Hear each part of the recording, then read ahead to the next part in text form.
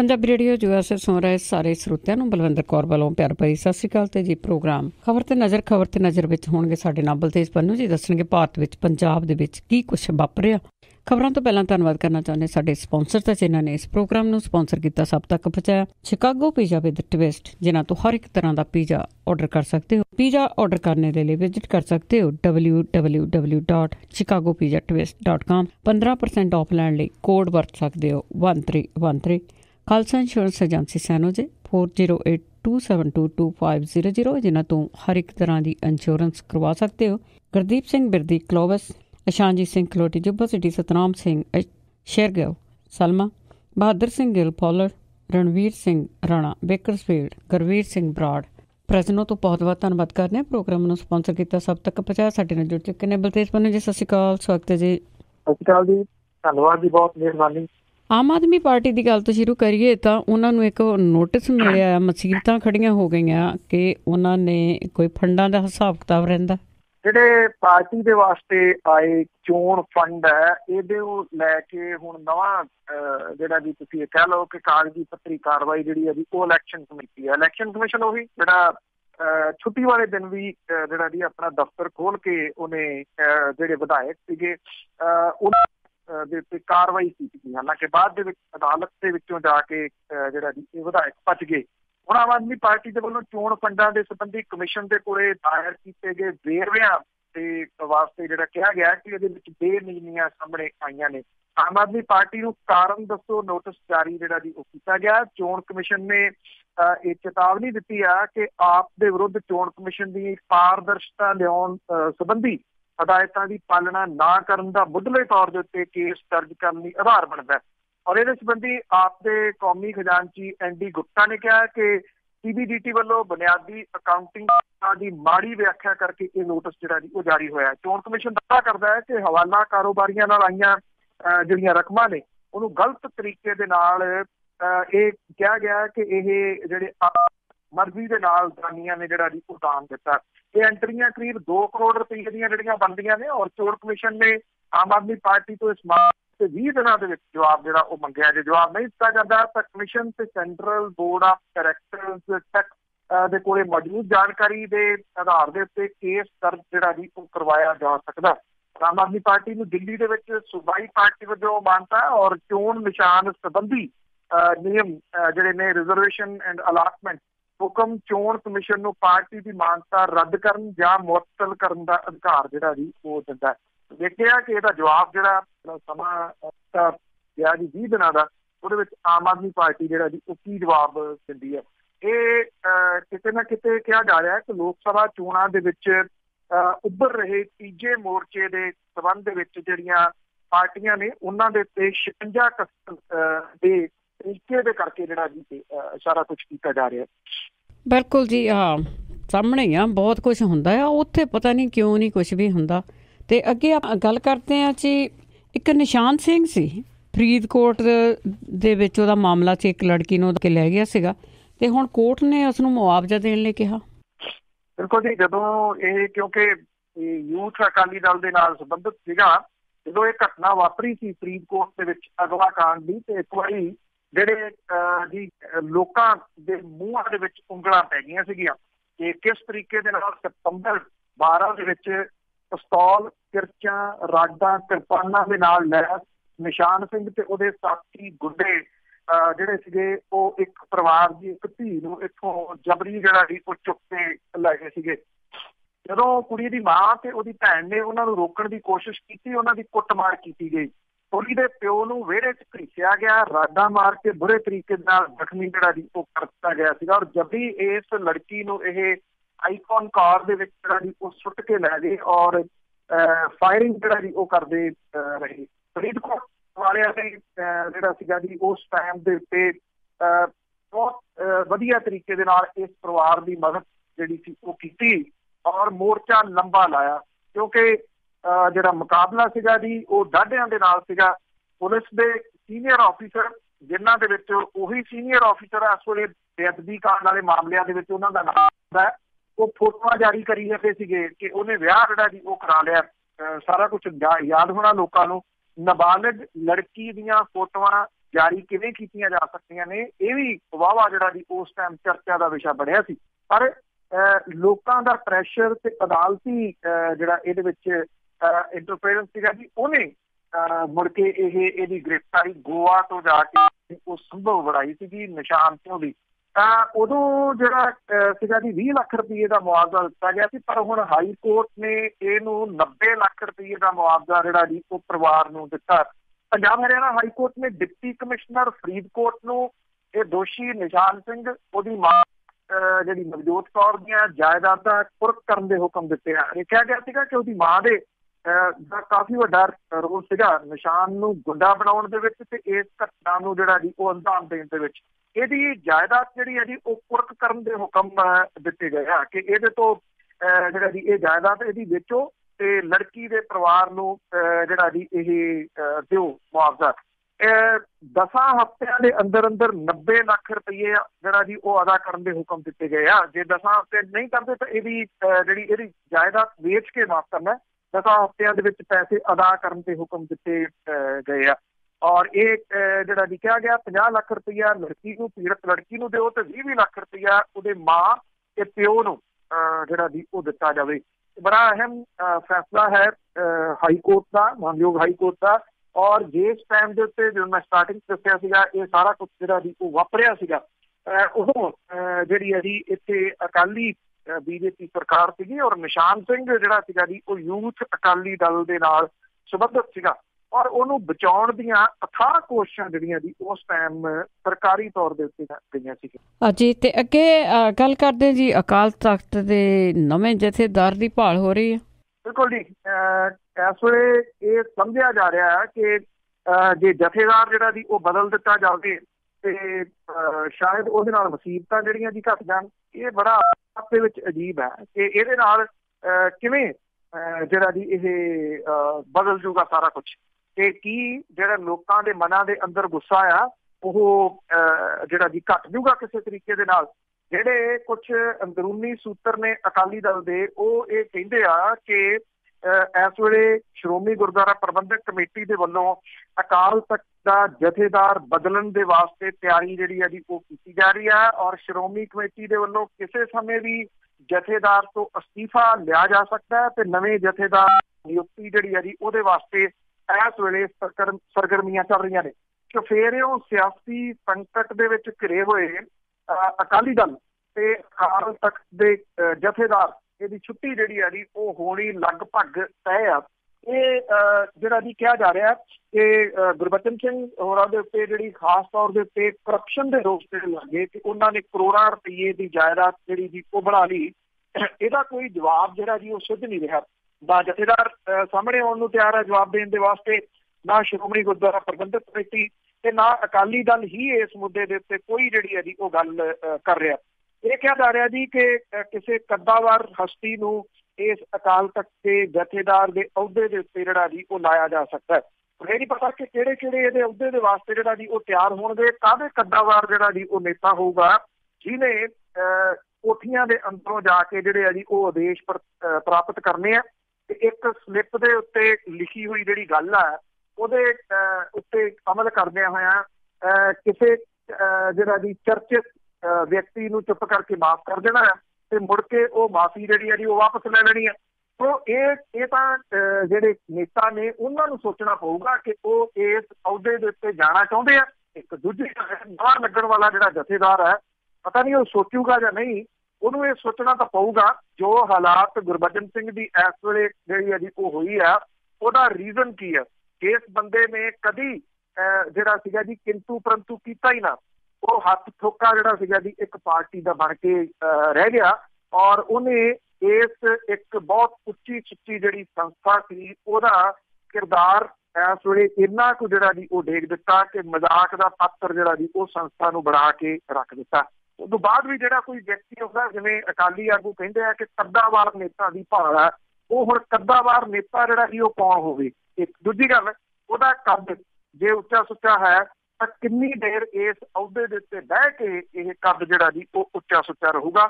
ਇਹ ਬਹੁਤ ਵੱਡਾ ਜਿਹੜਾ ਜੀ ਉਹ ਸਵਾਲ ਰਹੂਗਾ। ਕਿਆਸੇ ਤਾਂ ਇਸ ਗੱਲ ਦੇ ਵੀ ਲਾਏ ਜਾ ਰਹੇ ਆ ਕਿ ਸ਼੍ਰੋਮਣੀ ਗੁਰਦੁਆਰਾ ਪ੍ਰਬੰਧਕ ਕਮੇਟੀ ਦਾ ਪ੍ਰਧਾਨ ਵੀ ਬਦਲਿਆ ਜਾ ਰਿਹਾ ਹੈ ਔਰ ਅਕਾਲੀ ਦਲ ਦਾ ਪ੍ਰਧਾਨ ਜਿਹੜਾ ਜੀ ਉਹ ਵੀ ਬਦਲਿਆ ਜਾ ਰਿਹਾ, ਔਰ ਜਿਹੜਾ ਕਾਰਜਕਾਰੀ ਪ੍ਰਧਾਨ ਹੈ ਅਕਾਲੀ ਦਲ ਦਾ ਉਹ ਸੰਭਾਵੀ ਰੂਪ ਦੇ ਵਿੱਚ ਬਲਵਿੰਦਰ ਸਿੰਘ ਭੂੰਦੜ ਹੋਰਾਂ ਨੂੰ ਦੇਖਿਆ ਜਾ ਰਿਹਾ ਜੀ। ਹਾਂ ਦੇਖੋ ਜੀ, ਵੈਸੇ ਸਾਫ ਸੁਥਰਾ ਤੇ ਇਹਨਾਂ ਦੇ ਵਿੱਚ ਕੋਈ ਵੀ ਨਹੀਂ ਦੀਦਾ, ਕੋਈ ਕੱਦਾ ਵਾਰ ਤਾਂ ਉਹੀ ਚਾਹੀਦਾ ਜਿਹੜਾ ਸਭ ਤੋਂ ਪਹਿਲਾਂ ਇਹਨਾਂ ਨੂੰ ਉੱਥੇ ਤਲਬ ਕਰੇ। ਤੇ ਅੱਗੇ DGP ਅਰੋੜਾ ਦੀ ਗੱਲ ਕਰਦੇ ਆ, ਉਹ ਬਿਆਸ ਦੇ ਡੇਰਾ ਮੁਖੀ ਨੂੰ ਗੁਪਤ ਮੀਟਿੰਗ ਕੀਤੀ ਉਸ ਦੇ ਨਾਲ। ਬਿਲਕੁਲ ਜੀ, ਇਹ ਚਰਚਾ ਦਾ ਵਿਸ਼ਾ ਜਿਹੜੀ ਹੈ ਉਹ ਬਣੀ ਹੋਈ ਹੈ। ਇਹ ਮੀਟਿੰਗ ਮੌਜੂਦਾ DGP ਜਿਹੜੇ ਨੇ ਜੀ ਸੁਰੇਸ਼ ਅਰੋੜਾ ਹੋਰੀ ਤੇ ਗੁਰਿੰਦਰ ਸਿੰਘ ਢਿੱਲੋਂ, ਜਿਹੜੇ ਕਿ ਡੇਰਾ ਬਿਆਸ ਮੁਖੀ ਦੇ ਮੁਖੀ ਨੇ ਇਸ ਵੇਲੇ, ਡੇਰਾ ਬਿਆਸ ਦੇ ਜੀ, ਔਰ ਇਹਨਾਂ ਦੇ ਨਾਲ ਇੱਕ ਗੁਪਤ ਮੀਟਿੰਗ ਜਿਹੜੀ ਹੈ ਜੀ ਚੰਡੀਗੜ੍ਹ ਦੇ ਵਿੱਚ ਹੋਈ ਹੈ। ਇਹਨੇ ਕਾਫੀ ਚਰਚਾ ਜਿਹੜੀ ਹੈ ਜੀ ਉਹ ਛੇੜੀ ਹੋਈ ਆ, ਔਰ ਇਹ ਸਵੇਰੇ 11:30 ਵਜੇ ਡੇਰਾ ਮੁਖੀ 8 ਦੇ ਵਿੱਚ ਜਿਹੜੀ ਪਰਸਨਲ ਰਿਹਾਇਸ਼ ਹੈ ਉਹਦੇ ਉੱਤੇ ਇਹ ਮੀਟਿੰਗ ਜਿਹੜੀ ਜੀ ਅੱਧਾ ਘੰਟਾ ਹੋਈ ਦੱਸੀ ਜਾ ਰਹੀ ਹੈ। ਗੁਰਿੰਦਰ ਸਿੰਘ ਢਿੱਲੋਂ ਹੋਰੀ ਜਿਹੜੇ ਜੀ ਉਹ ਚੰਡੀਗੜ੍ਹ ਪਹੁੰਚੇ ਹੋਏ ਸੀਗੇ। ਪੰਜਾਬ ਦੇ ਬਦਲੇ ਹੋਏ ਸਿਆਸੀ ਮਾਹੌਲ ਦੇ ਵਿੱਚ ਸੁਰੇਸ਼ ਅਰੋੜਾ ਹੋਰਾਂ ਦੀ ਜਿਹੜੀ ਰਿਟਾਇਰਮੈਂਟ ਹੈ ਉਹ ਨੇੜੇ ਹੋਣ ਕਰਕੇ ਪੁਲਿਸ ਮੁਖੀ ਦੀ ਡੇਰਾ ਮੁਖੀ ਦੇ ਨਾਲ ਇਸ ਨੂੰ ਕਾਫੀ ਅਹਿਮ ਜਿਹੜਾ ਜੀ ਉਹ ਮੰਨਿਆ ਜਾ ਰਿਹਾ ਹੈ।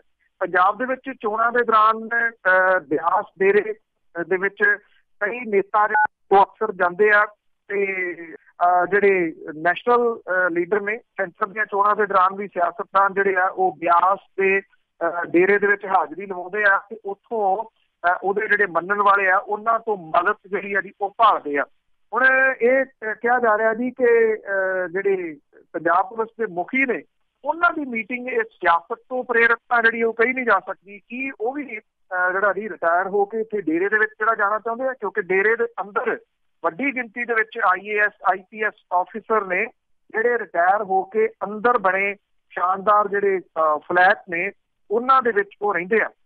ਇਹਨਾਂ ਨੂੰ ਮੁੱਲ ਜਿਹੜਾ ਜੀ ਉਹ ਖਰੀਦਿਆ ਜਾਂਦਾ ਜਾਂ ਖਰਚਾ ਜਿਹੜਾ ਜੀ ਉਹ ਮਹੀਨੇ ਦਾ ਦੇ ਕੇ ਇੱਥੇ ਰਹਿ ਸਕਦੇ ਆ। ਇੱਕ ਤਾਂ ਸਿਕਿਉਰਿਟੀ ਪੁਆਇੰਟ ਆਫ ਵਿਊ ਤੋਂ, ਦੂਜਾ ਇਹ ਕਿਹਾ ਜਾਂਦਾ ਜੀ ਕਿ ਇਹ ਵੱਡਾ ਡੇਰਾ, ਬਹੁਤ ਵੱਡਾ ਜਿਹੜਾ ਕਾਫੀ ਜਿਹੜਾ ਜੀ ਹਸਪੀਟਲ ਤੇ ਹੋਰ ਕਈ ਕੁਝ ਜਿਹੜਾ ਜੀ ਨਿਕਸ਼ਕ ਪੂਰੇ ਨਾ ਸਿਰਫ ਮੁਲਕ ਦੇ ਵਿੱਚ ਬਲਕਿ ਦੁਨੀਆ ਭਰ ਦੇ ਵਿੱਚ ਹੈਗਾ, ਉਹਨੂੰ ਸੰਭਾਲਣ ਦੇ ਵਾਸਤੇ ਵੀ ਇਹ ਜਿਹੜੇ ਰਿਟਾਇਰਡ ਆਫਿਸਰ ਆ ਉਹ ਵੱਡੀਆਂ ਡਿਊਟੀਆਂ ਨਿਭਾਉਂਦੇ ਆ। ਕੀ ਇਹਨੂੰ ਇਹਦੇ ਨਾਲ ਜਿਹੜਾ ਜੀ ਜੋੜ ਕੇ ਦੇਖਿਆ ਜਾਵੇ ਜਾਂ ਕੋਈ ਹੋਰ ਰੀਜ਼ਨ ਹੈ, ਇਹਦੇ ਉੱਤੇ ਕੋਈ ਬਹੁਤੀ ਡਿਟੇਲ ਤਾਂ ਜਿਹੜੀ ਜੀ ਉਹ ਨਹੀਂ ਮਿਲ ਸਕੀ, ਪਰ ਇੰਨਾ ਜ਼ਰੂਰ ਹੈ ਕਿ ਇਹ ਜਿਹੜੀ ਮੀਟਿੰਗ ਆ ਜੀ ਉਹ ਚੰਡੀਗੜ੍ਹ ਦੇ ਪ੍ਰਸ਼ਾਸਕੀ ਹਲਕਿਆਂ ਦੇ ਵਿੱਚ ਚਰਚਾ ਦਾ ਵਿਸ਼ਾ ਜਿਹੜੀ ਹੈ ਜੀ ਉਹ ਬਣੀ ਹੋਈ ਹੈ। ਅਜੇ ਇਸ ਗੱਲ ਦਾ ਨਹੀਂ ਪਤਾ ਕਿ ਸੈਂਟਰ ਦੀ ਸਰਕਾਰ ਜਿਹੜੀ ਹੈ ਜੀ ਉਹ DGP ਅਰੋੜਾ ਸਾਹਿਬ ਨੂੰ 3 ਮਹੀਨੇ ਦੀ ਹੋਰ ਅੱਗੇ ਐਕਸਟੈਂਸ਼ਨ ਦਿੰਦੀ ਆ ਜਾਂ ਨਹੀਂ। ਜੇ ਨਹੀਂ ਮਿਲਦੀ ਤਾਂ ਉਹ 30 ਸਤੰਬਰ ਨੂੰ ਰਿਟਾਇਰ ਹੋ ਰਿਹਾ। ਜੇ ਮਿਲ ਜਾਂਦੀ ਆ ਤਾਂ ਸੰਭਾਵੀ ਰੂਪ ਦੇ ਵਿੱਚ 3 ਮਹੀਨਿਆਂ ਦੀ ਮਿਲੀ ਹੋਈ ਐਕਸਟੈਂਸ਼ਨ ਤੋਂ ਬਾਅਦ ਉਹ ਇਸ ਸਾਲ ਦੇ ਅੰਤ ਦੇ ਵਿੱਚ ਆਪਣੇ ਅਹੁਦੇ ਤੋਂ ਰਿਟਾਇਰ ਹੋਣਗੇ ਜੀ। ਅੱਗੇ ਗੱਲ ਕਰਦੇ ਜੀ ਮਹਾਨ ਕੋਸ਼ ਦੀ, ਉਸ ਨੂੰ ਛਪਵਾ ਕੇ ਪੰਜਾਬੀ ਯੂਨੀਵਰਸਿਟੀ ਦੇ ਵਿੱਚ ਵਿਵਾਦ ਛਿੜਿਆ। ਇਹ ਵਿਵਾਦ ਪਿਛਲੇ ਦਿਨਾਂ ਤੋਂ ਜਿਹੜਾ ਵੀ ਉਹ ਛਿੜਿਆ ਸੀਗਾ ਜਦੋਂ ਜਿਹੜੇ ਪੰਜਾਬੀ ਬੋਲੀ ਦੇ ਵਾਸਤੇ ਲੜ ਰਹੇ ਲੱਖਾ ਸਿਧਾਣਾ ਹੋਰਾਂ ਦੀ ਜਿਹੜਾ ਜੀ ਇੱਕ ਮੀਟਿੰਗ ਦੇ ਦੌਰਾਨ ਇਹ ਮਾਮਲਾ ਜਿਹੜਾ ਉਹ ਉਠਾ ਲਿਆ ਸੀਗਾ ਜੀ। ਉਹਦਾ ਜਵਾਬ ਕੋਈ ਵੀ ਉੱਥੇ ਜਿਹੜਾ ਜੀ ਉਹ ਨਹੀਂ ਦਿੱਤਾ ਜਿਹੜੀ ਇਹ ਮੀਟਿੰਗ ਚੱਲ ਰਹੀ ਸੀ। ਪੰਜਾਬੀ ਯੂਨੀਵਰਸਿਟੀ ਪਟਿਆਲਾ ਦੇ ਵੱਲੋਂ ਭਾਈ ਕਾਹਨ ਸਿੰਘ ਨਾਭਾ ਹੋਰਾਂ ਦੇ ਮਹਾਨ ਕੋਸ਼ ਦੇ ਅਨੁਵਾਦ ਦਾ ਵਿਵਾਦ ਹੋਰ ਭਖ ਸਕਦਾ ਜੀ। ਇਸ ਪ੍ਰੋਜੈਕਟ ਨੂੰ ਸਿਰੇ ਲਾਉਣ ਲਈ ਪੰਜਾਬੀ ਯੂਨੀਵਰਸਿਟੀ ਨੇ ਬਾਹਰਲੇ ਰਿਟਾਇਰਡ ਪ੍ਰੋਫੈਸਰ ਤੇ ਮਾਹਰਾਂ ਦਾ ਸਹਿਯੋਗ ਜਿਹੜਾ ਜੀ ਉਹ ਲਿਆ ਸੀਗਾ। ਹਾਲਾਂਕਿ ਯੂਨੀਵਰਸਿਟੀ ਦੇ ਕੋਲੇ ਉੱਚ ਪੱਧਰ ਦੇ ਪ੍ਰੋਫੈਸਰ ਤੇ ਸ਼ਖਸੀਅਤਾਂ ਮੌਜੂਦ ਨੇ। ਯੂਨੀਵਰਸਿਟੀ ਅਥਾਰਟੀ ਦੇ ਵੱਲੋਂ ਇੱਕ ਬੈਠਕ ਜਿਹੜੀ ਜੀ ਸੱਦੀ ਗਈ ਸੀ, ਪਰ ਇਹ ਬੈਠਕ ਮੁਲਤਵੀ ਕਰ ਦਿੱਤੀ ਗਈ। ਮਹਾਨ ਕੋਸ਼ ਤੇ ਪੰਜਾਬੀ, ਹਿੰਦੀ ਤੇ ਅੰਗਰੇਜ਼ੀ ਦੇ ਵਿੱਚ ਸਮੁੱਚੇ ਪ੍ਰੋਜੈਕਟ ਤੇ ਗਲਤੀਆਂ ਦੀ ਭਰਮਾਰ ਜਿਹੜੀ ਜੀ ਉਹ ਹੈਗੀ ਆ, ਔਰ ਪੰਜਾਬੀ ਯੂਨੀਵਰਸਿਟੀ ਨੂੰ ਪਿਛਲੇ ਸਾਲ 17 ਜੁਲਾਈ ਨੂੰ ਮਹਾਨ ਕੋਸ਼ ਦੀ ਵਿਕਰੀ ਤੇ ਪਾਬੰਦੀ ਲਾਉਣ ਲਈ ਮਜਬੂਰ ਹੋਣਾ ਪਿਆ ਸੀਗਾ। ਮਹਾਨ ਕੋਸ਼ ਦੀਆਂ ਗਲਤੀਆਂ ਦੇ ਸੰਬੰਧੀ ਮਾਮਲਾ ਹਾਈ ਕੋਰਟ ਦੇ ਵਿੱਚ ਪਹੁੰਚਿਆ ਸੀਗਾ। ਕਾਹਨ ਸਿੰਘ ਨਾਭਾ ਦੇ ਮਹਾਨ ਕੋਸ਼ ਨੂੰ ਪਹਿਲੀ ਵਾਰੀ ਪਟਿਆਲਾ ਰਿਆਸਤ ਵਿੱਚ 1930 ਦੇ ਵਿੱਚ ਛਾਪਿਆ ਗਿਆ ਸੀਗਾ, ਔਰ ਜਿਹੜਾ ਇਹ ਕਿਹਾ ਜਾ ਰਿਹਾ ਕਿ ਯੂਨੀਵਰਸਿਟੀ, ਪੰਜਾਬੀ ਯੂਨੀਵਰਸਿਟੀ ਨੇ ਇਸ ਪ੍ਰੋਜੈਕਟ ਨੂੰ ਐਵੇਂ ਈਜ਼ੀ ਜਿਹੜਾ ਜੀ ਉਹ ਲੈ ਲਿਆ, ਔਰ ਅਨੁਵਾਦ ਦੇ ਦੌਰਾਨ ਤੱਥ ਜਿਹੜੇ ਸੀ ਉਹ ਤੋੜ ਮਰੋੜ ਕੇ ਪੇਸ਼ ਕੀਤੇ ਗਏ। ਅੰਨ੍ਹੇਵਾਹ ਗਲਤੀਆਂ ਜਿਹੜੀਆਂ ਸੀ ਉਹ ਕੀਤੀਆਂ ਗਈਆਂ। ਕਈ ਗਲਤੀਆਂ ਕਰਕੇ ਯੂਨੀਵਰਸਿਟੀ ਕਸੂਤੀ ਜਿਹੜੀ ਹੈ ਜੀ ਉਹ ਫਸਦੀ ਨਜ਼ਰ ਆ ਰਹੀ ਹੈ। ਇਹ ਮਾਮਲਾ ਭਖਿਆ ਯੂਨੀਵਰਸਿਟੀ ਅਥਾਰਟੀ ਦੇ ਵੱਲੋਂ ਉੱਚ ਅਧਿਕਾਰੀਆਂ ਦੇ ਨਾਲ ਵਾਈਸ ਚਾਂਸਲਰ ਦੇ ਦਫ਼ਤਰ ਦੇ ਵਿੱਚ ਮੀਟਿੰਗ ਜਿਹੜੀ ਉਹ ਸੱਦ ਲਈ ਗਈ ਸੀਗੀ, ਪਰ ਇਹ ਮੀਟਿੰਗ ਐਨ ਆਖਰੀ ਮੌਕੇ ਦੇ ਉੱਤੇ ਰੱਦ ਜਿਹੜੀ ਸੀ ਉਹ ਕਰ ਦਿੱਤੀ ਗਈ। ਇਹਨਾਂ ਨੇ ਅਨੁਵਾਦ ਕੀਤਾ, ਉਹਦੇ ਵਿੱਚ 3 ਵਿਦਵਾਨ ਜਿਹੜੇ ਵੀ ਉਹ ਸ਼ਾਮਲ ਨੇ। ਜਿਹੜੇ ਗੁਰੂ ਨਾਨਕ ਦੇਵ ਯੂਨੀਵਰਸਿਟੀ ਦੇ ਪ੍ਰੋਫੈਸਰ ਤੇਜਵੰਤ ਸਿੰਘ ਗਿੱਲ ਹੋਰੀ ਕਹਿੰਦੇ ਆ ਕਿ ਉਹਨਾਂ ਨੇ ਕੋਸ਼ ਤੋਂ ਪੰਨੇ ਇਸ ਕਰਕੇ ਕੱਢੇ ਸੀਗੇ ਤਾਂ ਕਿ ਉਹ ਜਿਹੜੀਆਂ ਸ਼ਬਦਾਂ ਦੀਆਂ ਗਲਤੀਆਂ ਤੇ ਅਰਥਾਂ ਦੀ ਘੋਖ ਕਰ ਸਕਣ, ਕਿਉਂਕਿ ਭਾਈ ਕਾਹਨ ਸਿੰਘ ਨਾਭਾ ਨੇ ਮਹਾਨ ਕੋਸ਼ ਸੂਚੀਬੱਧ ਜਿਹੜਾ ਸੀ ਉਹ ਕੀਤੇ ਹੋਏ ਸੀ। ਉਹਨਾਂ ਨੇ ਦੱਸਿਆ ਪੰਜਾਬ ਇਸ ਤਰ੍ਹਾਂ ਇਹਨਾਂ ਸ਼ਬਦਾਂ ਨੂੰ ਸ਼ਾਮਲ ਤੇ ਸੂਚੀਬੱਧ ਕੀਤਾ ਸੀ, ਉਹ ਢੁਕਵੇਂ ਸੀਗੇ। ਅੰਗਰੇਜ਼ੀ ਤਰਜਮਾ ਕਰਨ ਤੋਂ ਬਾਅਦ ਇਹਨਾਂ ਨੂੰ ਸ਼ਬਦਕੋਸ਼ ਦੇ ਵਿੱਚ ਸ਼ਾਮਲ ਕਰਨਾ ਜਿਹੜਾ ਵੀ ਉਹ ਨਹੀਂ ਸੀ ਲੱਗ ਰਿਹਾ। ਹੁਣ ਸਵਾਲ ਇਹ ਆ ਕਿ ਜੇ ਤੁਸੀਂ ਕਿਸੇ ਨੂੰ ਅਨੁਵਾਦ ਕਰਨਾ ਹੈ ਤਾਂ ਤੁਸੀਂ ਉਹਨੂੰ ਉੱਪਰ ਥੱਲੇ ਨਹੀਂ ਕਰ ਸਕਦੇ। ਜੋ ਮੰਨ ਲਓ ਜੇ ਇਹ ਆਪਣੇ ਆਪ ਨੂੰ ਐਕਸਪਰਟ ਅਖਵਾਉਣ ਵਾਲੇ ਮੰਨ ਲਓ ਕਿਸੇ ਧਾਰਮਿਕ ਗ੍ਰੰਥ ਦਾ ਜਿਹੜਾ ਜੀ ਉਹ ਤਰਜਮਾ ਕਰਨ ਤੇ ਫਿਰ ਇਹ ਕਹਿਣਗੇ ਜੀ ਕਿ ਜਿਹੜਾ ਪੰਜਾਬੀ ਦੇ ਵਿੱਚ ਤਾਂ ਇਹ ਇਸ ਤਰੀਕੇ ਨਾਲ ਸੀਗਾ, ਹੁਣ ਅੰਗਰੇਜ਼ੀ ਦੇ ਵਿੱਚ ਅਸੀਂ ਜਿਹੜਾ ਜੀ ਇਸ ਤਰੀਕੇ ਦੇ ਨਾਲ ਕਰਾਂਗੇ। ਤਾਂ ਇਸ ਕਰਕੇ ਜਿਹੜੀ ਸਮੈਲ ਆ ਨਾ ਜੀ ਉਹ ਕਿਤੇ ਨਾ ਕਿਤੇ ਇਹ ਆ ਰਹੀ ਹੈ ਕਿ ਇਹ ਇੱਕ ਸਾਜ਼ਿਸ਼ ਸੀਗੀ ਜਿਹਦੇ ਤਹਿਤ ਇਹ ਗਲਤੀਆਂ ਜਿਹੜੀਆਂ ਜੀ ਉਹ ਕੀਤੀਆਂ ਗਈਆਂ ਤਾਂ ਕਿ ਇਹ ਇੱਕ ਇਸ ਤਰ੍ਹਾਂ ਦਾ ਦਸਤਾਵੇਜ਼ ਆ ਜਿਹਨੂੰ ਕਿ ਪੰਜਾਬੀ ਜਾਣਨ ਵਾਲਾ ਜਿਹੜਾ ਜੀ ਉਹ ਘਰਾਂ ਦੇ ਵਿੱਚ ਵੀ ਰੱਖਦਾ ਔਰ ਉਹਨੂੰ ਪੜ੍ਹਨਾ ਜਿਹੜਾ ਜੀ ਉਹ ਚਾਹੁੰਦਾ, ਤੇ ਜਦੋਂ ਦੂਜੀ ਭਾਸ਼ਾ ਦੇ ਵਿੱਚ ਇਹਨੂੰ ਪੜ੍ਹੇ ਜਾਂ ਦੇਖੇ ਤੇ ਫਿਰ ਉਹਨੂੰ ਇਹ ਲੱਗੇ ਵੀ ਇਹ ਤਾਂ ਕੁਛ ਹੋਰ ਹੀ ਬਣਾ ਸਕੇ। ਬਿਲਕੁਲ ਜੀ, ਇਤਿਹਾਸ ਬਦਲਣ ਦੀਆਂ ਜਿਹੜੀਆਂ ਗੱਲਾਂ ਅਸੀਂ ਸੁਣਦੇ ਸੀਗੇ ਕਈ ਸਾਲ ਪਹਿਲਾਂ, ਉਹ ਉਦੋਂ ਤੋਂ ਸ਼ੁਰੂ ਸੀ, ਉਹ ਕੰਮ ਹੋ ਚੁੱਕਾ ਆ। ਤੇ ਅੱਗੇ ਪੰਥਕ ਜਥੇਬੰਦੀਆਂ ਦੀ ਅੱਜ ਗੱਲ ਕਰੀਏ ਤਾਂ ਬਰਗਾੜੀ ਮੋਰਚੇ ਦਾ ਭੋਗ ਪਾਉਣ ਦੀਆਂ ਤਿਆਰੀਆਂ। ਦੇਖੋ ਜੀ ਇਹ ਆਪਣੇ ਆਪ ਦੇ ਵਿੱਚ ਕਿਸੇ ਦੇ ਵੀ ਹਾਲਾਂਕਿ ਹਲਕ ਤੋਂ ਹੇਠਾਂ ਉਤਰਨ ਵਾਲੀ ਗੱਲ ਹੈ ਨਹੀਂ ਗੀ, ਪਰ ਇਹ ਕਿਹਾ ਜਾ ਰਿਹਾ ਹੈ ਕਿ ਗੱਲ ਉਸ ਪਾਸੇ ਵੱਲ ਨੂੰ ਜਿਹੜੀ ਹੈ ਜੀ ਉਹ ਚੱਲ ਰਹੀ ਆ, ਜਿਹੜੀ ਕਿ ਸਰਕਾਰ ਦੇ ਵਾਸਤੇ ਇੱਕ ਵੱਡੀ ਰਾਹਤ ਵਾਲੀ ਗੱਲ ਹੋ ਸਕਦੀ ਆ। ਇਹ ਜਿਹੜਾ ਜੀ 1 ਜੂਨ 18 ਤੋਂ ਸ਼ੁਰੂ ਹੋਇਆ ਬਰਗਾੜੀ ਦੇ ਵਿੱਚ ਇਨਸਾਫ ਮੋਰਚਾ ਜਿਹੜਾ 100 ਦਿਨ ਪੂਰੇ ਕਰ ਚੁੱਕਿਆ ਹੋਇਆ। ਹੁਣ ਪੰਥਕ ਆਗੂ ਇਹਨੂੰ ਖਤਮ ਕਰਨ ਵੱਲ ਨੂੰ ਜਿਹੜਾ ਜੀ ਉਹ ਤੁਰ ਰਹੇ ਆ। ਇਹਦੀ ਸਮਾਪਤੀ ਦਾ ਐਲਾਨ ਅਗਲੇ ਕੁਝ ਦਿਨਾਂ ਦੇ ਵਿੱਚ ਹੋ ਸਕਦਾ ਹੈ। ਮਤਵਾਦੀ ਜਥੇਦਾਰ ਤੇ ਪੰਥਕ ਆਗੂ ਜਿਹੜਾ ਜੀ ਉਹ ਮੋਰਚਾ ਖਤਮ ਕਰਨ ਦੇ ਵਾਸਤੇ ਸਹਿਮਤ ਹੋ ਗਿਆ, ਹਾਲਾਂਕਿ ਬਰਗਾੜੀ ਦੇ ਇਨਸਾਫ ਮੋਰਚੇ ਦੀਆਂ ਮੰਗਾਂ ਉਵੇਂ ਹੀ ਖੜੀਆਂ ਨੇ। ਪੰਥਕ ਆਗੂ ਜਿਹੜੇ ਆ ਜੀ ਉਹ ਬਰਗਾੜੀ ਦੇ ਵਿੱਚ ਮੋਰਚਾ ਸਮਾਪਤ ਕਰਨ ਦੇ ਵਾਸਤੇ ਧਿਆਨ ਸਿੰਘ ਮੰਡ ਹੋਰਾਂ ਦੇ ਨਾਲ ਲੰਮੀ ਮੁਲਾਕਾਤ ਜਿਹੜੀ ਹੈ ਜੀ ਇਹਨਾਂ ਨੇ ਕੀਤੀ ਹੈ। ਇਹਦੇ ਵਿੱਚ ਅਕਾਲੀ ਦਲ ਅੰਮ੍ਰਿਤਸਰ ਦੇ ਪ੍ਰਧਾਨ ਸਿਮਰਜੀਤ ਸਿੰਘ ਮਾਨ, ਮਤਵਾਦੀ ਜਥੇਦਾਰ ਅਮਰੀਕ ਸਿੰਘ ਅਜਨਾਲਾ, ਯੂਨਾਈਟਿਡ ਅਕਾਲੀ ਦਲ ਦੇ ਗੁਰਦੀਪ ਸਿੰਘ ਬਠਿੰਡਾ, ਦਲ ਖਾਲਸਾ ਦੇ ਹਰਪਾਲ ਸਿੰਘ ਚੀਮਾ, ਮਾਨ ਦਲ ਦੇ ਜਸਕਰਨ ਸਿੰਘ, ਗੁਰਸੇਵਕ ਸਿੰਘ ਜਵਾਹਰ ਕੇ, ਪਰਮਿੰਦਰ ਸਿੰਘ ਬਾਲਿਆਂ ਵਾਲੀ, ਇਹਨਾਂ ਨੇ ਬਰਗਾੜੀ ਮੋਰਚੇ ਨੂੰ ਸਮਾਪਤੀ ਵੱਲ ਵਧਾਉਣ ਬਾਰੇ ਜਿਹੜਾ ਉਹ ਦੱਸਿਆ ਗਿਆ। ਸਿਮਰਜੀਤ ਸਿੰਘ ਮਾਨ ਹੋਰੀ ਇਹ ਕਹਿੰਦੇ ਆ ਕਿ ਬਰਗਾੜੀ ਮੋਰਚਾ ਜਿਹੜੀਆਂ ਮੰਗਾਂ ਨੂੰ ਲੈ ਕੇ ਸ਼ੁਰੂ ਹੋਇਆ ਸੀ ਉਹ ਤਕਰੀਬਨ ਪੂਰੀਆਂ ਹੋਈਆਂ ਨੇ, ਜਿਹਦੇ ਕਰਕੇ ਸਾਰੇ ਪੰਥਕ ਆਗੂ ਹੁਣ ਧਿਆਨ ਸਿੰਘ ਮੰਡ ਨੂੰ ਮੋਰਚਾ ਖਤਮ ਕਰਨ ਦੀ ਅਪੀਲ ਕਰਨਗੇ। ਸਿਮਰਜੀਤ ਸਿੰਘ ਮਾਨ ਹੋਰੀ ਕਹਿੰਦੇ ਆ ਕਿ ਬਰਗਾੜੀ ਕਾਂਡ ਦੇ ਸਾਰੇ ਮੁਲਜ਼ਮ ਫੜੇ ਜਾ ਚੁੱਕੇ ਆ, ਗੋਲੀ ਕਾਂਡ ਦੇ ਦੋਸ਼ੀ ਪੁਲਿਸ ਅਫਸਰਾਂ ਨੂੰ ਕੇਸ ਦੇ ਵਿੱਚ ਨਾਮਜ਼ਦ ਕਰ ਦਿੱਤਾ ਗਿਆ। ਸਿੱਖ ਬੰਦੀਆਂ ਦੀ ਰਿਹਾਈ ਲਈ ਰਾਜਪਾਲ ਤੇ ਰਾਸ਼ਟਰਪਤੀ ਨੂੰ ਧਾਰਾ 161 ਦੇ ਤਹਿਤ ਮਾਫੀ ਦੀ ਅਪੀਲ ਕੀਤੀ ਜਾਊਗੀ। ਰਾਜ ਸਰਕਾਰਾਂ ਨੂੰ ਇਹ ਮਾਫੀ ਦਾ ਕੇਸ ਬਣਾ ਕੇ ਭੇਜਣ ਲਈ ਕਿਹਾ ਜਾਊਗਾ। ਜਿਹੜੇ ਦਲ ਖਾਲਸਾ ਦੇ ਨੇ ਜੀ ਹਰਪਾਲ ਸਿੰਘ ਚੀਮਾ, ਉਹ ਕਹਿੰਦੇ ਆ ਇਹਦੇ ਧਾਰਾ 161 ਸੰਭਵ ਨਾ ਹੋ ਸਕੀ ਤਾਂ ਪਰੋਲ ਦੇ ਉੱਤੇ ਰਿਹਾਈ ਦੀ ਮੰਗ ਜਿਹੜੀ ਹੈ ਜੀ ਉਹ ਕਰਨਗੇ। ਕਹਿ ਰਹੇ ਆ ਕਿ ਜਦੋਂ ਸਰਕਾਰ ਨੇ ਮੰਗਾਂ ਮੰਨ ਲਈਆਂ ਤਾਂ ਮੋਰਚਾ ਜਾਰੀ ਰੱਖਣ ਦੀ ਕੋਈ ਤੁੱਕ ਜਿਹੜੀ ਹੈ ਜੀ ਉਹ ਨਹੀਂ ਰਹਿ ਜਾਂਦੀ। ਪੰਥਕ ਆਗੂਆਂ ਦੇ ਫੈਸਲੇ ਤੋਂ ਇਨਸਾਫ ਮੋਰਚਾ ਲਾਉਣ ਵਾਲੇ ਧਿਆਨ ਸਿੰਘ ਮੰਡ ਨੂੰ ਜਿਹੜਾ ਜੀ ਉਹ ਜਾਣੂ ਕਰਵਾ ਦਿੱਤਾ ਗਿਆ। ਹੁਣ ਉਹੀ ਇਹਦੇ ਉੱਤੇ ਜਿਹੜਾ ਜੀ ਉਹ ਫੈਸਲਾ ਲੈਣਗੇ।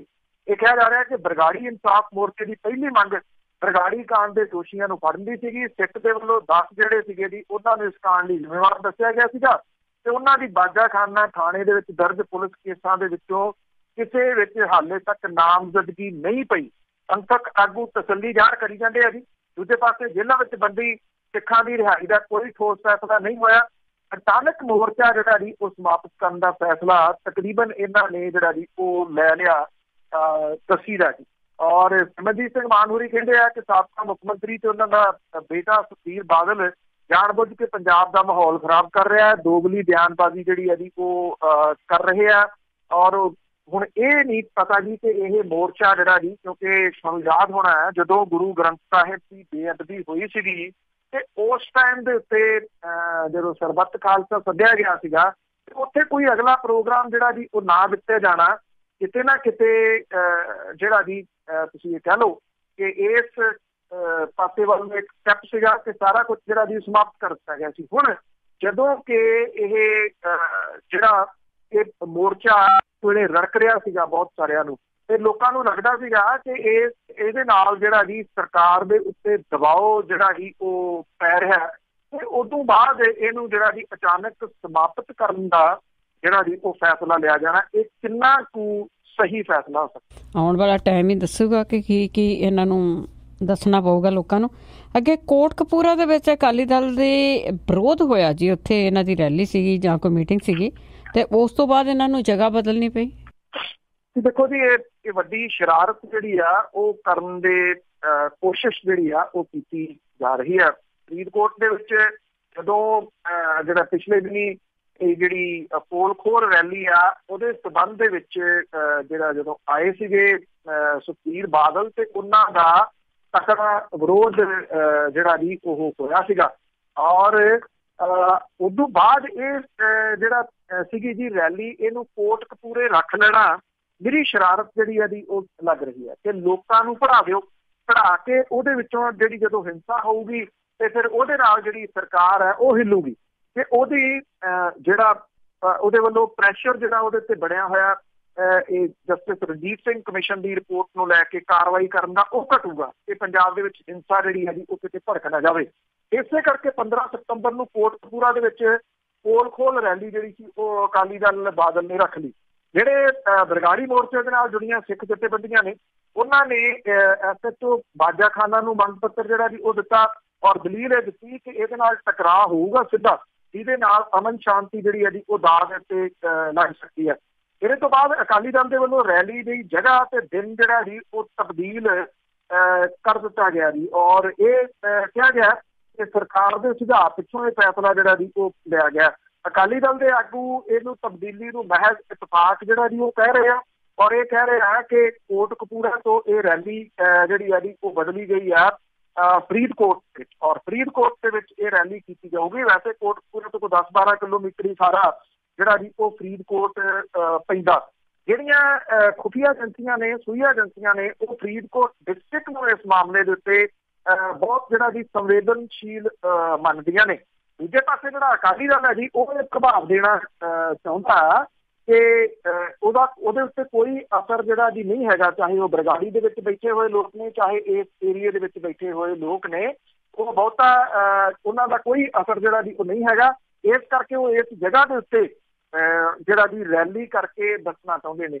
ਇਹ ਵੀ ਕਿਹਾ ਜਾ ਰਿਹਾ ਹੈ ਕਿ ਅੰਦਰ ਖਾਤੇ ਇਸ ਏਰੀਏ ਦਾ ਜਿਹੜਾ ਅਕਾਲੀ ਦਲ ਦੇ ਆਗੂ ਜਾਂ ਜਿਹੜੇ ਵਰਕਰ ਨੇ, ਉਹ ਇਸ ਤੋਂ ਪਿੱਛੇ ਆਪਣੇ ਪੈਰ ਜਿਹੜੇ ਆ ਜੀ ਪਛਾਣ ਖਿੱਚ ਰਹੇ ਆ ਕਿ ਇਉਂ ਉਹ ਟਕਰਾਅ ਨਹੀਂ ਚਾਹੁੰਦੇ। ਇੱਕ ਦੂਜੀ ਗੱਲ, ਜਿੰਨਾ ਜਿਹੜਾ ਜੀ ਗੁਰੂ ਗ੍ਰੰਥ ਸਾਹਿਬ ਦੀ ਬੇਅਦਬੀ ਦਾ ਚਰਚਾ ਜਿਹੜਾ ਜੀ ਸਾਰਾ ਕੁਝ ਚੱਲ ਰਿਹਾ, ਔਰ ਜਿਵੇਂ ਸਿੱਧੀਆਂ ਉਂਗਲਾਂ ਅਕਾਲੀ ਦਲ ਬਾਦਲ ਦੇ ਉੱਤੇ ਉੱਠੀਆਂ ਨੇ, ਉਹ ਕਿਤੇ ਨਾ ਕਿਤੇ ਪੈਰ ਜਿਹੜੇ ਆ ਜੀ ਪਛਾਣ ਖਿੱਚ ਰਹੇ ਆ। ਇਹ ਕਿਹਾ ਜਾ ਰਿਹਾ ਕਿ ਸ਼ਾਇਦ ਇਸੇ ਵਜ੍ਹਾ ਕਰਕੇ ਜਗ੍ਹਾ ਜਿਹੜੀ ਆ ਜੀ ਉਹ ਤਬਦੀਲ ਕੀਤੀ ਗਈ ਆ ਫਰੀਦਕੋਟ ਦੇ ਵਿੱਚ। ਪਰ ਇੰਨਾ ਜ਼ਰੂਰ ਹੈ, ਪ੍ਰਸ਼ਾਸਨ ਦੇ ਉੱਤੇ ਜਿਹੜਾ ਜੀ ਇਸ ਗੱਲ ਦਾ ਦਬਾਓ ਉਸੇ ਤਰ੍ਹਾਂ ਨਾਲ ਬਣਿਆ ਹੋਇਆ ਕਿ ਕਿਵੇਂ ਦੋਨਾਂ ਧੜਿਆਂ ਨੂੰ ਜਿਹੜਾ ਜੀ ਉਹ ਪਾਸੇ ਰੱਖਿਆ ਜਾਵੇ ਤਾਂ ਕਿ ਇਹ ਆਪਸ ਦੇ ਵਿੱਚ ਕਿਤੇ ਢਿੜ ਨਾ ਪੈਣ ਜੀ।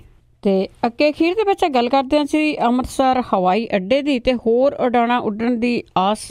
ਬਿਲਕੁਲ ਜੀ, ਇਹ ਅੰਮ੍ਰਿਤਸਰ ਜਿਹੜਾ ਹਵਾਈ ਅੱਡਾ ਜੀ, ਵੈਸੇ ਜਿਹੜੇ ਡੋਮੈਸਟਿਕ ਏਅਰਪੋਰਟ ਨੇ ਉਹਨਾਂ ਦੇ ਵਿੱਚੋਂ ਜਿਹੜੇ ਰੁੱਝੇ ਹੋਏ ਏਅਰਪੋਰਟ ਹੈ ਉਹਨਾਂ ਦੇ ਵਿੱਚੋਂ ਇੱਕ ਹੈ, ਔਰ ਪਿਛਲੇ ਦਿਨਾਂ ਦੇ ਦੌਰਾਨ ਜਿਹੜਾ ਅੰਮ੍ਰਿਤਸਰ ਹਵਾਈ ਅੱਡੇ ਨੂੰ ਜਿਹੜਾ ਜੀ ਇਸ ਮਾਮਲੇ ਦੇ ਵਿੱਚ ਰਿਕੋਗਨਾਈਜ਼ ਵੀ ਕੀਤਾ ਗਿਆ ਸੀਗਾ। ਹੌਲੀ ਹੌਲੀ ਸਹੀ ਰੌਣਕ ਜਿਹੜੀ ਹੈ ਜੀ ਉਹ ਇਸ ਹਵਾਈ ਅੱਡੇ ਦੇ ਉੱਤੇ ਵੱਧ ਰਹੀ ਹੈ। 4 ਫਲਾਈਟਾਂ ਜਿਹੜੀਆਂ ਨੇ ਜੀ ਉਹ ਹੋਰ ਇੱਥੇ ਸਟਾਰਟ ਹੋ ਰਹੀਆਂ ਨੇ ਅੰਮ੍ਰਿਤਸਰ ਤੋਂ, ਔਰ ਇਹਦੇ ਨਾਲ ਜਿਹੜਾ ਜੀ ਇਸ ਹਵਾਈ ਅੱਡੇ ਦੀ ਰੌਣਕ ਜਿਹੜੀ ਹੈ ਜੀ ਉਹ ਵਧੂਗੀ। ਹੁਣ ਕਮ ਸੇ ਕਮ ਇਹ ਨਹੀਂ ਹੈਗਾ ਕਿ ਇਹਦੇ ਪੈਸੇ ਜਿਹੜੇ ਆ ਜੀ ਉਹ ਪ੍ਰਸ਼ਾਸਨ ਨੂੰ ਪਾਉਣੇ ਪੈਣ, ਸਰਕਾਰ ਨੂੰ ਜਿਹੜੇ ਜੀ ਉਹ ਪੱਲਿਓਂ ਪਾਉਣੇ ਪੈਣ ਇਹਦੇ ਰੱਖ ਰਖਾਵ ਦੇ ਵਾਸਤੇ। ਕਾਫੀ ਸਾਰੀ ਰੌਣਕ ਜਿਹੜੀ ਹੈ ਜੀ ਇਸ ਵੇਲੇ ਲੱਗ ਰਹੀ ਹੈ। ਇਹ ਕਿਹਾ ਜਾ ਰਿਹਾ ਜੀ ਕਿ 15 ਸਤੰਬਰ ਤੋਂ ਜਿਹੜਾ ਗੁਰੂ ਰਾਮਦਾਸ ਇੰਟਰਨੈਸ਼ਨਲ ਏਅਰਪੋਰਟ ਹੈ, ਇੱਥੋਂ ਇੱਕ ਤਾਂ ਹੈਦਰਾਬਾਦ ਨੂੰ ਫਲਾਈਟ ਡਾਇਰੈਕਟ ਸ਼ੁਰੂ ਹੋ ਰਹੀ ਹੈ, ਔਰ 6 ਨਵੰਬਰ ਤੋਂ ਜਿਹੜੀ ਹੈ ਜੀ ਬੈਂਕਾਕ ਦੇ ਵਾਸਤੇ ਫਲਾਈਟ ਸ਼ੁਰੂ ਹੋ ਰਹੀ ਹੈ, ਔਰ ਗੋਆ ਡਾਇਰੈਕਟ ਫਲਾਈਟ ਜਿਹੜੀ ਆ ਉਹ ਅੰਮ੍ਰਿਤਸਰ ਤੋਂ ਸ਼ੁਰੂ ਹੋ ਰਹੀ ਹੈ। ਜੈਟ ਏਅਰਵੇਜ਼ ਜਿਹੜੀ ਹੈ ਜੀ ਉਹ ਵੀ 6 ਨਵੰਬਰ ਤੋਂ ਹਫ਼ਤੇ ਦੇ ਵਿੱਚ 4 ਦਿਨ ਅੰਮ੍ਰਿਤਸਰ ਨੂੰ ਅੰਮ੍ਰਿਤਸਰ ਤੋਂ ਮੁੰਬਈ ਚੱਲ ਕੇ ਅੱਗੇ ਇੰਗਲੈਂਡ ਦੇ ਸ਼ਹਿਰ ਮੈਨਚੈਸਟਰ ਦੇ ਨਾਲ ਜਿਹੜੀ ਹੈ ਉਹ ਜੁੜੂਗੀ। ਜੈਟ ਏਅਰਵੇਜ਼ ਦੀ ਜਿਹੜੀ ਇਹ ਫਲਾਈਟ ਹੈ ਜੀ, ਇਹ ਪਹਿਲਾਂ ਮੁੰਬਈ ਜਾਊਗੀ ਤੇ ਉੱਥੇ 1 ਘੰਟਾ ਤੇ 40 ਮਿੰਟ ਜਿਹੜਾ ਦੀ ਉਹ ਸਟੇ ਹੋਊਗਾ। ਉਸ ਤੋਂ ਬਾਅਦ ਜਿਹੜੀ ਹੈ ਜੀ ਇਹ ਮੈਨਚੈਸਟਰ ਅੱਗੇ ਜਿਹੜੀ ਫਲਾਈਟ ਜਾਊਗੀ। ਔਰ ਇਹ ਦੱਸਿਆ ਗਿਆ ਜੀ ਕਿ ਜਿਹੜੇ ਇੱਥੇ ਹੈਦਰਾਬਾਦ ਦੇ ਵਿੱਚ ਕੰਮ ਕਰਦੇ ਆ ਬਹੁਤ ਸਾਰੇ ਲੋਕ, ਟੈਕਨੋਲੋਜੀ ਦਾ ਹੱਬ ਜਾਣਿਆ ਜਾਂਦਾ ਹੈਦਰਾਬਾਦ, ਇਹਦੇ ਨਾਲ ਪੰਜਾਬ ਜਿਹੜਾ ਵੀ ਉਹ ਸਿੱਧਾ ਜੁੜ ਜੂਗਾ। ਔਰ ਉੱਥੇ ਕੰਮ ਕਰਨ ਵਾਲੇ ਜਿਹੜੇ ਲੋਕ ਨੇ ਉਹ ਸਿਰਫ ਪੌਣੇ 3 ਘੰਟੇ ਦੇ ਵਿੱਚ ਜਿਹੜਾ ਵੀ ਅੰਮ੍ਰਿਤਸਰ ਤੋਂ ਹੈਦਰਾਬਾਦ ਤੱਕ ਦਾ ਇਹ ਸਫ਼ਰ ਜਿਹੜਾ ਵੀ ਉਹ ਕਰ ਸਕਣਗੇ। ਔਰ ਬੈਂਕਾਕ ਜਿਹੜਾ ਵੀ ਉਹ 4.5 ਘੰਟਿਆਂ ਦੇ ਵਿੱਚ, ਤੇ ਗੋਆ 3 ਘੰਟੇ ਦੇ ਵਿੱਚ ਜਿਹੜਾ ਵੀ ਉਹ ਜਾਇਆ ਜਾ ਸਕੂਗਾ। ਗੋਆ ਨੂੰ ਜਿਹੜੀ ਡਾਇਰੈਕਟ ਫਲਾਈਟ ਹੈ ਜੀ ਉਹ ਪਹਿਲਾਂ ਕੋਈ ਨਹੀਂ ਹੈਗੀ, ਨਾ ਚੰਡੀਗੜ੍ਹ ਤੋਂ ਨਾ ਅੰਮ੍ਰਿਤਸਰ ਤੋਂ। ਔਰ ਫਲਾਈ ਅੰਮ੍ਰਿਤਸਰ ਮੁਹਿੰਮ ਦੇ ਜਿਹੜੇ ਕੋ ਕਨਵੀਨਰ ਨੇ ਉਹ ਇਹ ਕਹਿੰਦੇ ਨੇ ਕਿ ਜਿਹੜਾ ਜੀ ਇਹਦੇ ਨਾਲ ਬਿਨਾਂ ਕਿਸੇ ਸ਼ੱਕ ਦੇ ਇਹ ਮਾਮਲਾ ਜਿਹੜਾ ਜੀ ਇਹਦੇ ਨਾਲ ਅੰਮ੍ਰਿਤਸਰ ਦਾ ਏਅਰਪੋਰਟ ਜਿਹੜਾ ਜੀ ਉਹ ਇੰਟਰਨੈਸ਼ਨਲ ਨਕਸ਼ੇ ਦੇ ਉੱਤੇ ਤਾਂ ਲਗਾਤਾਰ ਜਿਹੜਾ ਜੀ ਉਹ ਵਧ ਹੀ ਰਿਹਾ।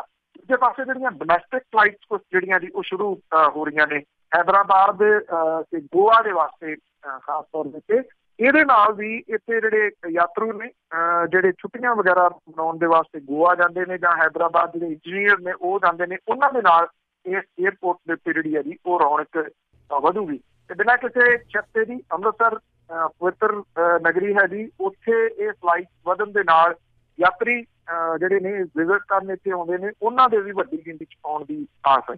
ਬਿਲਕੁਲ ਜੀ, ਬਿਲਕੁਲ ਲਾਗੇ ਹੀ ਪੈਂਦਾ ਸਾਰਿਆਂ ਨੂੰ, ਬਾਹਰਲੇ ਲੋਕਾਂ ਨੂੰ ਵੀ ਬਹੁਤ ਉਹ ਸੌਖਾ ਰਹੂਗਾ। ਬਹੁਤ ਬਹੁਤ ਧੰਨਵਾਦ ਬਲਤੇਜ ਪੰਨੂ ਜੀ। ਮਿਹਰਬਾਨੀ ਜੀ, ਧੰਨਵਾਦ ਜੀ, ਸਤਿ ਸ਼੍ਰੀ ਅਕਾਲ। ਸਤਿ ਸ਼੍ਰੀ ਅਕਾਲ ਜੀ। ਤੇ ਸਰੋਤੇ ਸਨ ਬਲਤੇਜ ਪੰਨੂ ਜੀ, ਸਾਡੇ ਨਾਲ ਜੁੜਦੇ ਨੇ, ਕਰਦੇ ਨੇ ਖਬਰਾਂ। ਇਸੇ ਦੇ ਨਾਲ ਸਾਡਾ ਅੱਜ ਦਾ ਬੁਲਟਨ ਇੱਥੇ ਸਮਾਪਤ। ਅਗਲੇ ਬੁਲਟਨ ਤੱਕ ਬਲਵਿੰਦਰ ਕੌਰ ਵੱਲੋਂ ਆਪ ਸਭ ਨੂੰ ਹੀ ਪਿਆਰ ਭਰੀ ਸਤਿ ਸ਼੍ਰੀ ਅਕਾਲ।